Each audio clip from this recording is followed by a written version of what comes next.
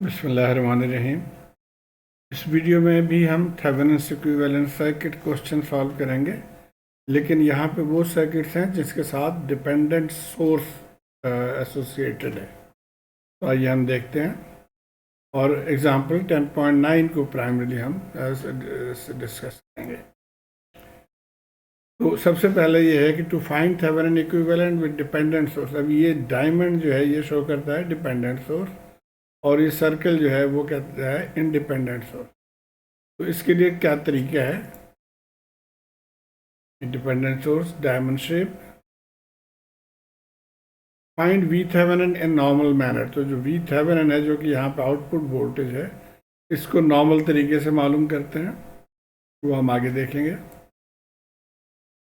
और उसके बाद जब जेड थेवेनिन मालूम करना होता है तो उसके लिए सबसे पहले जो इंडिपेंडेंट सोर्स है उसको हम ज़ीरो कर देते हैं। हम करंट सोर्स में इसको ओपन कर देते हैं और वोल्टेज सोर्स में इसको शॉर्ट कर देते हैं।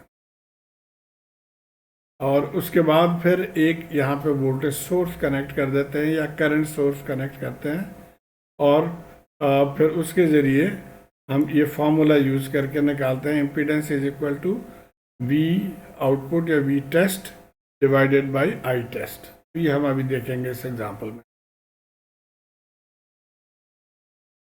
तो ये एग्जांपल है जी, find the Thevenin equivalent circuit as seen from the terminal A B. अब यहाँ पे वही सर्किट एक्चुअली कि ये डिपेंडेंट सोर्स है और ये इंडिपेंडेंट सोर्स है। डिपेंडेंट सोर्स का पहचान एक तो ये हो गया कि ये डायमंड शेप है, और दूसरी बात ये इसकी जो जो वैल्यू है इट डिपेंड्स ऑन समथिंग। अब यहाँ पे देखिए ये करंट सोर्स है, लेकिन इसके value is depending on this current I0, 0.5 I0, तो इसलिए ये डिपेंडेंट सोर्स। तो सबसे पहले तो हम ये कर लेते हैं कि इनको हम बॉक्स फॉर्म में लिख लेते हैं। तो ये एक बॉक्स बना दिया, इसके लिए भी एक बॉक्स बना दिया, और ताकि हमें ज़रा सिंप्लीफाइड लगे, और फिर इसको सॉल्व करेंगे। फिर इसकी पोलैरिटीज़ हमने मार्क कर लिया है। जो करंट की वजह से जहाँ पे करंट पहले टच करे वो पॉजिटिव, दूसरा सिरा नेगेटिव, पॉजिटिव नेगेटिव, ये दोनों नोड्स को हमने मार्क कर लिया। इसको 1 कह रहे हैं, इसको 2 कह रहे हैं, और आउटपुट में हमने इसको लिख दिया कि ये यहाँ पे हमने थेवेनिन वोल्टेज मालूम करना है, वी थेवेनिन। तो सबसे पहले ये हमें ये करंट मालूम करना चाहिए, क्योंकि जब हम इसको लूप इक्वेशन लिखेंगे या केवीएल इक्वेशन तो उसमें इसकी ज़रूरत पड़ेगी। तो करंट पहले मालूम कर लेते हैं। अब करंट आप देखिए इस नोड पे 15 एम्पियर करंट एंटरिंग है, I0 करंट लीविंग है, और हाफ I0 करंट भी लीविंग है। एक्चुअली क्वेश्चन में ये नहीं दिया हुआ है, लेकिन आप देखेंगे ये करंट दिया हुआ है 0.5 I0, तो जाहिर है यहाँ से जो भी करंट फ्लो करेगी इसके अंदर से वो यही वैल्यू होगी, यानी 0.5 I0। अब हमने ये इक्वेशन लिख लिया, current entering is to currents leaving, और यहाँ से हम I0 मालूम कर लेंगे 10 एम्पेयर। अब हम आ जाते हैं टू फाइंड वी थेवेनिन। हमने ये केवीएल इक्वेशन लिखना है यहाँ से, और उम्मीद है आपको केवीएल इक्वेशन लिखना आता है। हम यहाँ से चलेंगे माइनस साइन, तो माइनस I0 और ये हो जाएगा 2J4, minus I0 2J4, plus यहाँ पे करंट है 0.5 I0 मल्टीप्लाई बाई ये इम्पीडेंस, और प्लस वी थेवेनिन, और पुटिंग वैल्यू ऑफ I0 हमने यहाँ से निकाल लिया था 10, तो 10 एम्पेयर हमने यहाँ पे पुट कर दिया। तो ये हमारा जो वी थेवेनिन आ गया। अब इसको देख लेते हैं कैलकुलेटर से कैसे आप आसानी से इसको सॉल्व कर सकते हैं। तो कैलकुलेटर को कॉम्प्लेक्स मोड में होना ज़रूरी है, अगर नहीं है तो आप जाएं मोड स्विच पे, 2 फॉर कॉम्प्लेक्स। अब ये कॉम्प्लेक्स मोड में आ गया। अब हमने इस चीज़ को सॉल्व करना है, तो आइए हम देखते हैं कैसे इसको करेंगे। 10 bracket 2 minus J4, 2 minus 4, J की जगह पे हम I लिखते हैं, तो ये I है, ब्रैकेट क्लोज हो गया जी, माइनस 0.5 इंटू 10, तो ये 5 हो जाएगा, हम 5 लिख लेते हैं इसको। 5 मल्टीप्लाइड बाय 4 प्लस J3 या 3i इक्वल साइन आंसर। तो आंसर आ गया जी -55i, यहाँ पे लिखा है, हम यहाँ पे लिख रहे हैं -55j।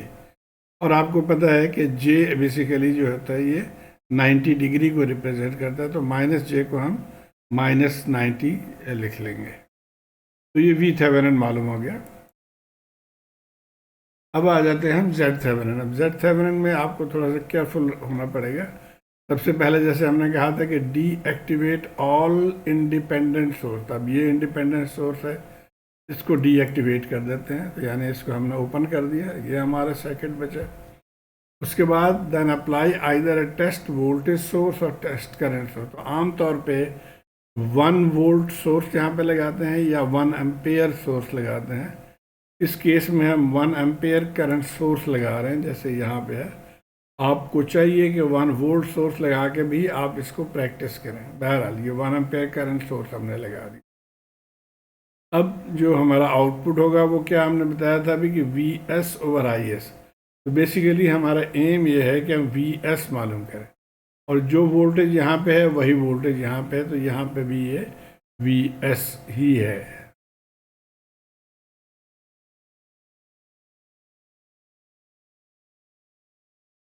ओके, अब इस नोड को इसको मार्क कर लिया मैंने, एक डिफरेंट नाम दे दिया, A1 में कह रहा हूँ। तो एट नोड KCL अभी देखना। अब ये करंट यहाँ से देखिए, यहाँ पे एंटरिंग इसकी है लेफ्ट साइड पे 1 एम्पेयर, और उसके बाद 2 रास्ते हैं इसके, I0 और 0.5 I0, ये हमने लिख लिया। यहाँ से I0 निकल आया 2/3। याद रहे कि बुक में इसको 3 एम्पेयर यूज़ कर रहा है, लेकिन मैं प्रेफर करता हूँ कि इसको हम सिंपल ही रखें। दोनों केस में वोल्टेज हो या करंट हो, उसमें हम 1 यूज़ करें। बहरहाल I0 आ गया जी। अब हमने आउटपुट या लूप इक्वेशन लिखना है, यानी Vs हमने मालूम करना है। तो इस लूप इक्वेशन को हम लिखेंगे और यहाँ से हम चलेंगे, राइट साइड से उल्टा चल रहे हैं हम। बहरहाल -Vs आ गया। उसके बाद यहाँ पे ड्रॉप। अब ये करंट और ये करंट सेम है, यानी I0 है। तो I0 4 + 3 + 2 - J4, और अब इसमें हम I0 की वैल्यू पुट कर देंगे, तो Vs निकल आया ये वैल्यू। और जैसे हमने बताया था कि जो फॉर्मूला है Z थेवेनिन का वो Vs ओवर Is है। Vs यहाँ से हमने पुट कर दिया, Is हमने लिया है 1 एम्पेयर सोर्स, तो ये हमारा Z थेवेनिन आ गया। तो अब हमारे जो थेवेनिन इक्विवेलेंट सर्किट वो इस तरह से हम लिख सकते हैं कि ये वोल्टेज हमने मालूम कर लिया था और ये इम्पीडेंस मालूम कर लिया, तो यही हमारा आंसर है। तो उम्मीद है आप इसको फॉलो कर पाए होंगे। शुक्रिया।